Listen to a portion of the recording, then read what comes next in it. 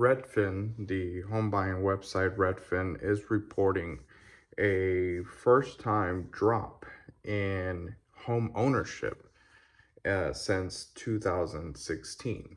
Now, although it's only a 0.1% year over year change, it is a good indicator of where the housing market is headed.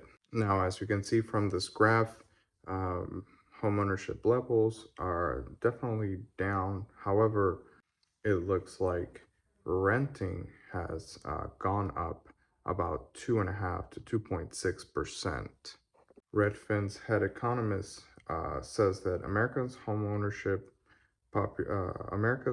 population is no longer growing because of rising home prices, high mortgage rates, and economic uncertainty.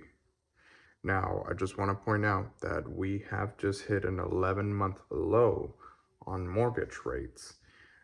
So largely the issue has become access to capital for down payment, and of course the rising home prices. Although the economy has stagnated, uh, sellers are not budging on prices in a lot of markets. Now, I couldn't pull US Census data specifically for Katy. I'm still trying to figure out how to do that, if I'm being honest, but I can pull sold data from this year and last year, and we can make that comparison together.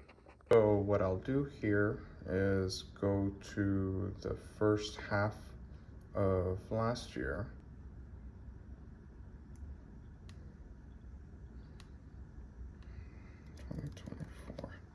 Okay, so you can see the number of sold for that time range. Let me make sure I got it right. 2024. Okay, and we're just focusing on the 4 zip codes that comprise the Katy area.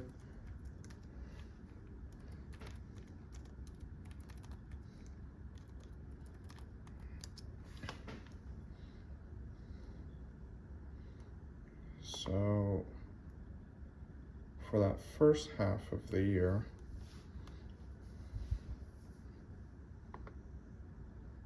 it's giving me 3,000. I wanted to double check because sometimes that's just an estimate, but it's giving me 3,000 sales. Obviously this doesn't take into account anything that is for sale by owner, right? This is some agent was involved, the property at some point was listed. So this is sold properties the first half of 2024. So now we just need to change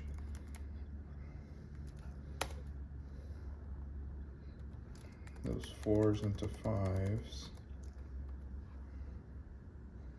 And you actually see an increase to 3,146.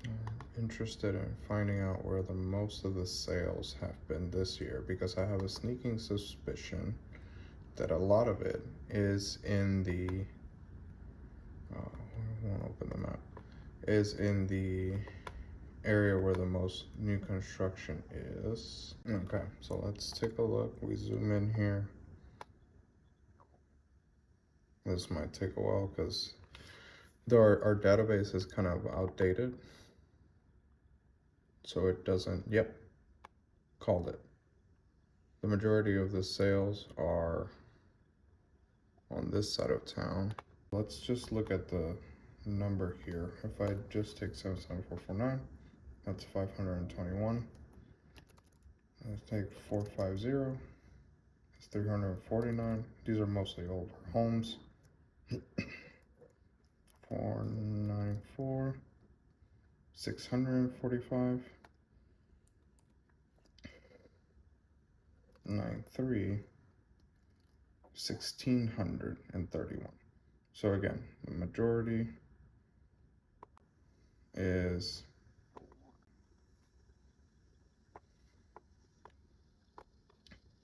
now. We can take a look at of that 1,600, how much of it is new construction? My guess, a lot of it. Not all of it, but a lot of it. Let's say 2024 or newer. Yep, 1,200. So out of 3,100, 1,200 of it was 2024 or newer. And I count 2024 because sometimes they'll finish making the home in 2024, but they won't sell it until 2025, right? And yes, of course, you're gonna have people that are that they'll buy, and let's say they bought November 2024, and but they had to, I guess, leave the country or leave the state for some reason. So uh, that could definitely be calculated into that, but that's minuscule. That's a very small number. Let me just make sure I don't have anything else selected here. No, this is purely just single home sales of every size. Um, no apartments, nothing crazy. We don't really have like condo or townhome style, maybe a few, but so yeah, so that's what it's looking like. That's the difference. Um, if you look at, if we go even further,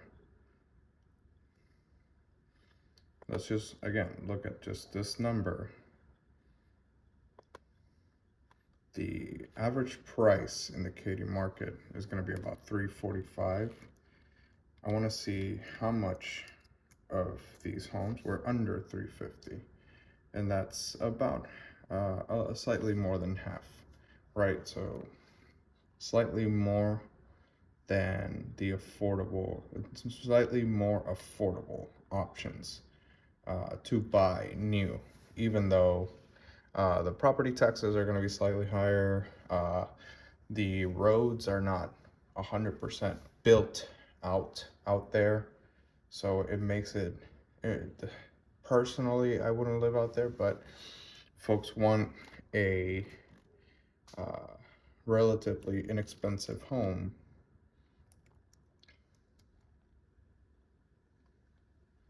Yeah, it's more than half. Relatively inexpensive home, sacrificing uh, ease of access to I-10 and all these other things, right? It could be a bet. Some people might see it as a bet on, future appreciation and things like that, which, it's possible. I also would be interested, I don't have access to the data, but I'd be interested in knowing how many of these were bought for rentals. We saw this in Tamaron. A lot of towards the end, D.R. Horton contracted in Tamaron, they contracted out the marketing for a lot of their units to one or two specific brokerages. What happened then is these brokerages were appealing to mostly investors, which is why you saw, and I'm not even talking about the section of Tamaron that is rental only. No, I'm talking about homes that were meant to be single family homes, to be for somebody to purchase and live in it. A majority of those that were dumped on these brokerages, because they work a lot with investors, they eased up their regulations, because initially D.R. Horton said we're only selling to investors every 10th house or every 20th house, right? So they eased that up just to get it done and to get out of there. I don't know, I'm not entirely sure about Tamaron West. But yeah, again, I don't have access to that data. I'd be interested to see, now that we know where the majority of those sales are, how much of it is being sold to investors as opposed to actual families looking for affordable homes. Conclusion, compared to the national trend of a 0.1% decline, from what you've seen in the numbers that I've shown you, Katy, if you subtract from that 3,150, those 1,200 that are new construction, then yes, you'll see a decline. If you keep those in there, we're doing much better than the national average. So that could tell you one of two things. It really depends how you want to look at it, because there's no objectivity to this. It's however you want to see it. Either the solution to alleviate homeownership is that we continue to build, right? And that alleviates the percentage of homeownership in this country.